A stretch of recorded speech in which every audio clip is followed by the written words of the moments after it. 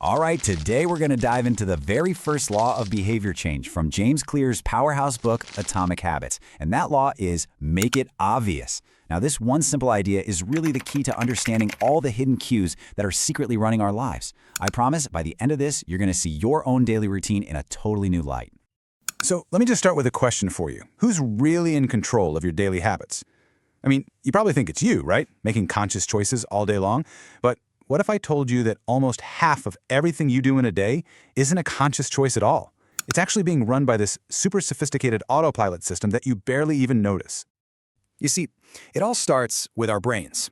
They're basically these incredible prediction machines. Every single second of every day, your brain is scanning your environment, it's analyzing cues, and it's making thousands of little predictions about what to do next. And this non-stop, totally automatic process, well, that's the very foundation of how our habits are built. And this is exactly how expertise is built. Think about an experienced paramedic. They don't need to go down some long checklist to spot if someone's having a heart attack. After seeing thousands of patients, their brain has completely automated that pattern recognition. They can walk into a room and just know from these super subtle cues, like skin color or the way someone's breathing, that something is seriously wrong. It's this same exact thing for a military analyst who can spot this tiny, almost invisible blip of an enemy missile among dozens of friendly planes on a radar screen. Their brain has just gotten so good, it's completely automated the process of filtering out all the noise and highlighting only the most critical information. And look, this isn't just for some super high-stakes job, right? Your brain, my brain, we're all doing this constantly with our everyday habits. So that brings us to the really fascinating part, the invisible triggers. See, because this whole autopilot thing is so incredibly efficient, our habits can just run in the background, kicked off by cues that we don't even consciously register. Seriously, think about it. You plop down on the couch, and what happens? Your hand just kind of finds the remote, right? Or that tiny moment of boredom hits, and before you even know it, your phone is in your hand and you're already scrolling. That cookie jar on the counter, you might grab one every single time you walk past it without a second thought. These everyday objects are the silent triggers for our autopilot habits. Now, here is the crucial point. The more automatic a habit becomes, the more the cue that starts it just fades into the background. It becomes totally invisible. You stop seeing the cookie jar, you just eat the cookie. You stop noticing the remote, you just start watching TV. The habit begins to run without your conscious permission. Okay, so how do we get back in the driver's seat here? Well, the very first, most critical step is to make the unconscious conscious. Before we can even think about changing anything, we have to pull these hidden habits out of the shadows and into the light so we can actually see what we're up against. There's this amazing quote from the psychologist Carl Jung that just nails it. Until you make the unconscious conscious, it will direct your life and you will call it fate. I mean, think about that for a second. It's so powerful. We might blame our circumstances on fate or just bad luck, when in reality, our lives are often the sum total of hundreds of these tiny, invisible habits that we repeat day in and day out.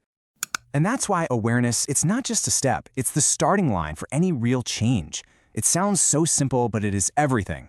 Because let's be real, you can't possibly change a habit that you don't even know you have. All right, so let's get practical. How do we actually build this awareness? Well, James Clear gives us this first tool, and it's called the point and call method. And honestly, it's brilliantly simple, but it's designed to do one thing: snap you out of that autopilot mode. So here's how it works. You simply say your actions and their outcomes out loud. That's it. The act of actually verbalizing it forces an unconscious action into your conscious brain. It really is like flipping a switch from autopilot to manual control. Okay, so picture this. You're walking through the kitchen and your hand is just automatically reaching for that cookie. Instead of letting it happen, you literally point at the cookie and say out loud, I am about to eat this cookie. This will add calories and move me away from my health goals. And yeah, I know, it might feel a little weird at first, but trust me, the psychological effect here is huge. The moment you say it out loud, the consequences just feel more real. You're no longer a passenger just along for the ride. What you've done is you've created this tiny little space between the trigger and your automatic response. And in that space, you find a moment of conscious choice. You can still eat the cookie, but now it's a decision, not just a mindless reaction. Okay, so that's a great tool for in-the-moment awareness. But what if you want to go even deeper? To take it to the next level? Well, for that, there's a second, even more powerful tool: the habit scorecard. This is all about getting total, systematic clarity on what you actually do every day. It's a really simple two-step process. First, you're just going to be a detective for a day. Make a list of everything you do, from the moment you wake up to when you go to sleep. Then you just go back through that list and score each one based on your goals. A plus sign for habits that are serving you, a minus sign for those that aren't, and an equal sign for the ones that are just neutral. So it might look something like this. Waking up at 6:30 a.m., that's a plus for me. Immediately checking social media while still in bed, oof, that's probably a minus. Drinking a glass of water right away, definitely a plus. Skipping breakfast, maybe a minus. And the commute to work, that could just be neutral.